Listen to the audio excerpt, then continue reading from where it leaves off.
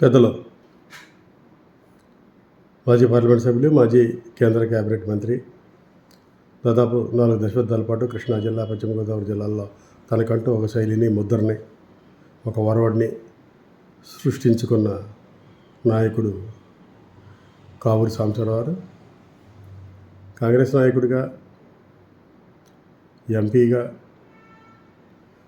అనేక గ్రామీణ భారతానికి సేవలు అందించాడు. ముఖ్యంగా కృష్ణా, గుంటూరు జిల్లాలో వాటిని గుర్తుపెట్టుకుంటూ ఉంటాయి. సమైక్యాంధ్రప్పుడు కూడా ఈ రాష్ట్రం సమైక్యంగా ఉండాలని చెప్పి చాలా గట్టిగా తన వాణిని పార్లమెంట్ లోపల బయట కూడా వినిపించడం మనందరికీ తెలుసు. వారు కావూరి చారిటబుల్ ట్రస్ట్ ద్వారా కూడా అనేక సేవా కార్యక్రమాలు చేస్తున్నారు.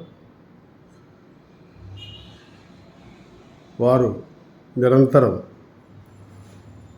ప్రజల సేవలో మునిగి ఉన్నారు.